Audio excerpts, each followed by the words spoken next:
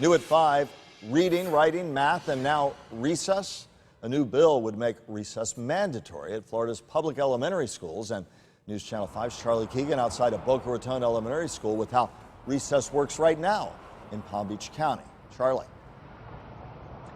Michael, the kids at Verde Elementary School got a little break in the rain. They got to go outside and have some fun, some activity today. We heard they're laughing, them crying, having a good time. In Palm Beach County, each school chooses how much time to devote to recess. And I spoke with some parents who like the idea of making it mandatory, but is there enough time in the day?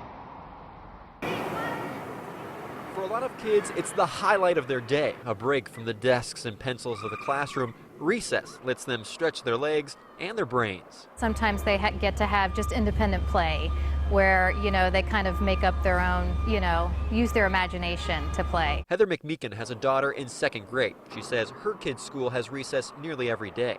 I can tell when my daughter hasn't had a day of recess. She's got a lot of pent-up energy. She needs that. I think kids need that outlet. Florida lawmakers will consider a bill sparked by a group of moms which makes recess mandatory for at least 20 minutes a day for elementary students, and teachers wouldn't be able to keep your kid out of recess as a punishment. We joke and call it the wiggles. You got to get the wiggles out. They got to move their bodies. Palm Beach County Superintendent Robert Avosa supports recess, but he says there may not be enough hours in the day to make it mandatory. The amount of hours that our kids are at school is very short, and we pack in a ton of things that they have to do.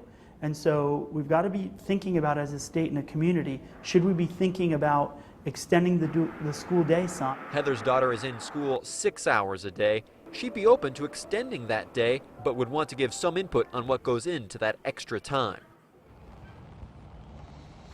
And she'll have some time to think about that because this bill was just introduced this week. It still has a long process to go in front of legislators up in Tallahassee next year before it becomes a law. In Boca Raton, I'm Charlie Keegan, WPTV News Channel 5.